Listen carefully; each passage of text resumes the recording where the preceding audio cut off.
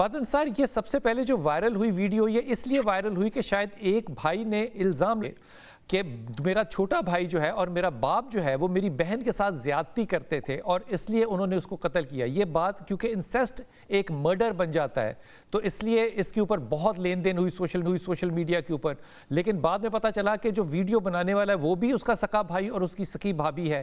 یہ نتائج آپ کے پاس کس طرح سے پہنچے اور آپ کس نتیجے پہ پہنچے؟ جی ہمیں تو جب انہوں نے بیسیکلی یہ گناہ انہوں نے سرزد کیا تو انہوں نے اس بات کو چھپانے کی کوشش کی. اس میں جو قاتل ہے اور جو ان کا والد ہے یا جو ویڈیو بنانے والا ہے یہ سارے شامل ہیں. انہوں نے یہ جو پتہ نہیں چلنے دیا, چھپانے کی کوشش کی, لیکن اہل محلہ میں یہ اور اس علاقے میں چونکہ یہ کی برادری بیٹھی ہوئی ہے تو وہاں یہ چہم گوئیاں شروع ہو گئیں کہ یہاں پر اس طرح کی کوئی جو ہے وہ سسپیشس جو ہے وہ سرگرمی ہوئی ہے. تو اس پہ پولیس نے, ظاہری بات ہے جب اس طرح کی رپورٹ آتی ہے پولیس بھی اپنی جانچ پڑتال کرنا, چھان بین کرنا شروع کر دیتی ہے. تو وہاں یہ بات ہمارے سامنے آئی کہ جناب انہوں نے اس طرح کی ایک سرگرمی کی ہے اور وہاں یہ جو ہے وہ ہوا سرزد ہوا ہے. ان دی مین ٹائم جب ان کو بلا کے چیک کیا گیا تو چیک کرنے سے علاقے میں سے اور ان سے معلومات لینے میں یہ ویڈیو سامنے آ گئی. اس میں جو قابل ذکر بات ہے کہ وقوع اور ایف آئی آر یہ پہلے ہوئے ہیں, ویڈیو بعد میں وائرل ہوئی ہے. ویڈیو آپ 25-26 تاریخ کو وائرل ہوئی, لیکن اس سے پہلے جب ہمیں یہ چیز رپورٹ ہوئی تھی تو اس سے پہلے جیسے ہی ہوئی تو ہم نے فوراً اس کی ایف آئی آر دی اور ملزمان کو اریسٹ کرنے کے لیے بھی جو ہماری کارروائی تھی وہ ہم نے شروع کر دی. اچھا یہ فرمائیے کہ یہ جو بات تھی کہ بیٹا یہ بھائی اور باپ زیادتی کرتے تھے, یہ حقیقت جو ہے یہ کہاں تک سچ ہے یا ڈی این اے رپورٹ جو ہے وہ کیا بتاتی ہے؟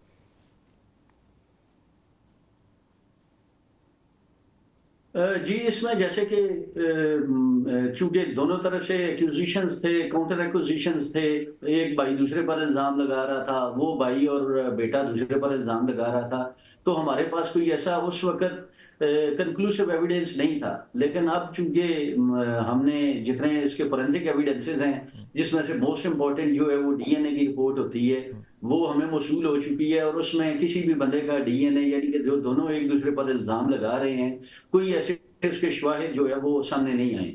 تو اس میں اب ہم سیفلی کہہ سکتے ہیں کہ پاس ایسا کوئی بھی ایویڈنس نہیں ہے کہ مقتولہ کے ساتھ اس طرح کا خدا نخواستہ کوئی جو ہے وہ ریپ یا اس کو کوئی انسیسٹ جو ہے وہ کمٹ ہوتا رہا ہے. تو اس کے مرڈر کرنے کی وجہ کیا سامنے آئی پھر؟ جو قاتل وہ اپنی بیٹی کو اس کے کریکٹر کو کویسچن کرتے تھے, حالانکہ انہوں نے کوئی ان کے پاس ایسا ایویڈنس نہیں تھا کہ جو شہباز ہے جو تصویر بنانے والا ہے اس کو انہوں نے کبھی اپنی بیٹی کو اس کے ساتھ کسی کمپرومائزنگ سچویشن میں دیکھا ہو یا کسی ایسی صورتحال میں دیکھا ہو. بٹ اسٹل دے ہیو سسپیشنز کہ اس کا جو چال چلن ہے, اس کا رویہ جو اپنے بھائی کے ساتھ ہے وہ ایک بہن بھائی والے ریلیشن شپ سے زیادہ ہے. یعنی کہ انہوں نے اس طرح کی ان کو سسپیشن دی کہ جیسے خدا نخواستہ جو ویڈیو بنانے والا ہے اس کا اس کے ساتھ کوئی ریلیشن شپ ہو سکتا ہے.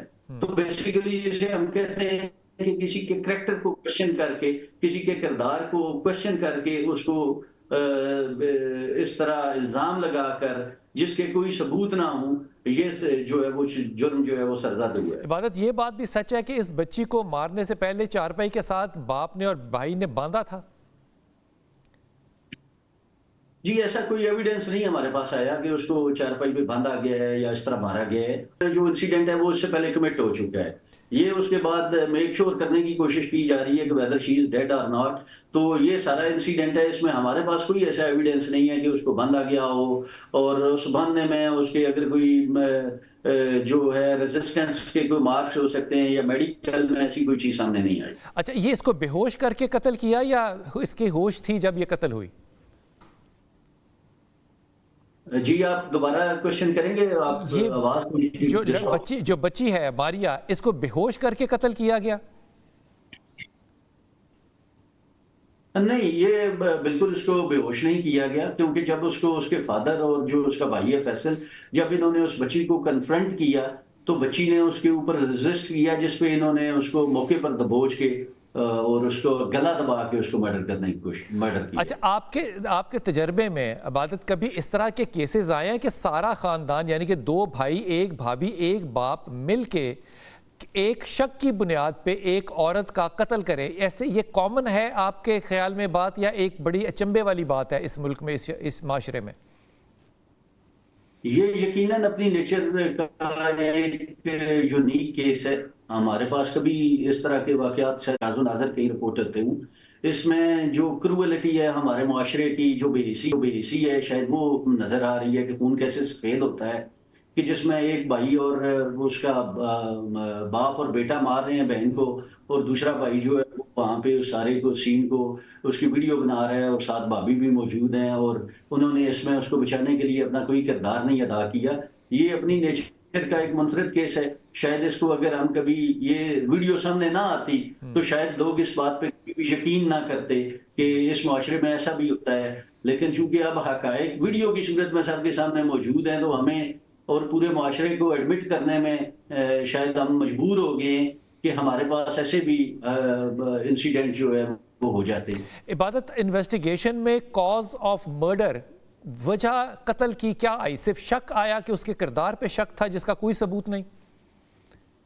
جی بالکل ایسے ہی ہے. یہ بنیادی طور پہ شک ہے. اگر اس کو کہیں کہ کسی کو کریکٹر کو انہوں نے شک کیا، اس کو شک کی بنیاد پہ کنفرنٹ کیا، اور کنفرنٹ کرنے کی بنیاد پہ یہ بات جو ہے وہ قتل تک جا پہنچی. ایک وقت میں ان کے بہنوئی کا بھی کوئی تذکرہ ہو رہا تھا سوشل میڈیا پہ، اس کا کیا بنا؟ جی ان کے بہنوئی کا بھی ذکر ہو رہا تھا سوشل میڈیا پہ، اس لڑکی کا بہنوئی جو ہے اس کا بھی کوئی تذکرہ تھا سوشل میڈیا پہ، یہ حقیقت ہے کیا؟ جی نہیں، اس کے یہ چونکہ وہاں علاقہ اور محلہ ان سب لوگوں نے مختلف ورژنز دینے کی کوشش کی، اور ہر کسی نے اس انسیڈنٹ کو اپنے اینگل سے بیان کرنے کی کوشش کی ہے، جس میں ہمارے پاس کوئی ایسا ایویڈنس نہیں ہے کہ ان 4 بندوں کے علاوہ کسی کا کوئی کردار ہو، کسی نے کوئی اس میں کوئی مشکوک ہو.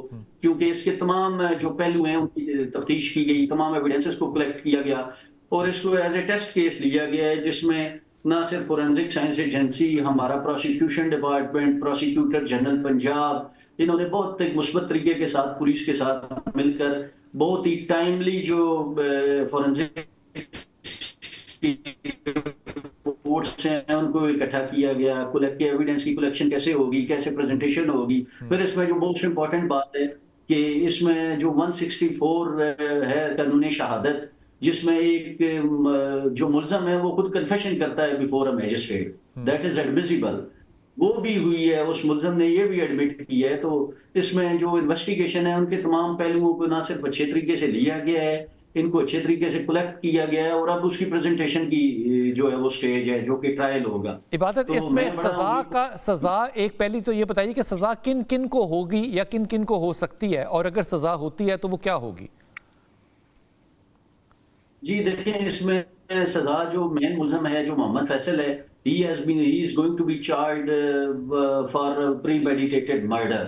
یعنی کہ وہ جو 302 تعزیرات پاکستان ہے، قتل کا وہ ملزم ہوگا. جو باقی اس کا فادر ہے وہ وہاں پر ابیٹمنٹ اور موقع پر موجودگی کے حوالے سے اور اس سارے کو فیسیلیٹیٹ کرنے میں اس کو چارج کیا جا رہا ہے. اور جو بیٹا ہے، جو ویڈیو بنانے والا دوسرا بھائی ہے یعنی مقتولہ کا شہباز، اور اس کی بیوی جو ہے، ان کو یہ جرم چھپانے کی حد تک جو ہے، اور وہاں پر جو 34 کامن انٹینشن ہے اس کی حد تک ان کو جو ہے وہ چارج کیا جا رہا ہے. عبادت صاحب، بحثیت ایک باپ کے، بحثیت ایک بھائی کے، بحثیت ایک انسان کے، بحثیت ایک پاکستانی کے، آپ ذہنی طور پہ اس معاملے میں کتنے تیار ہوتے ہیں کہ یہ جرائم آپ کو دیکھنے نہیں پڑتے، آپ کو ان کو نبھانا بھی پڑتا ہے؟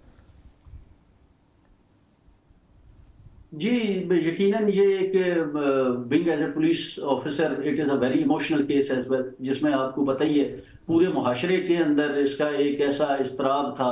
ہر جگہ پہ یہ ڈسکشن ہو رہی تھی، ہر گھر کے اندر ڈسکشن ہو رہی تھی، لوگوں کے بہت سارے ifs and buts تھے، کیونکہ ایک انبلیویبل چیز ہے. میں نے جیسے پہلے عرض کیا کہ اگر یہ اس کے ویڈیو ایویڈنس نہ ہوتا تو شاید کوئی بھی بندہ اس کو بلیو نہ کر سکتا کہ ہمارے معاشرے میں ایسا ہو سکتا ہے. یس، یہ ہوا ہے سب کے سامنے، اب اس کا ایویڈنس ہے، یہ چیز پروف ہو چکی ہے، اور اب اس کا ایک ہی حل ہے کہ ان ملزمان کو سزا ہو، اور وہ سزا ایسی ہو کہ جو باقی لوگ ہیں وہ اس سے عبرت حاصل کریں. بہت شکریہ عبادت، آپ کا بہت شکریہ، آپ نے اپنا بڑا قیمتی وقت دیا.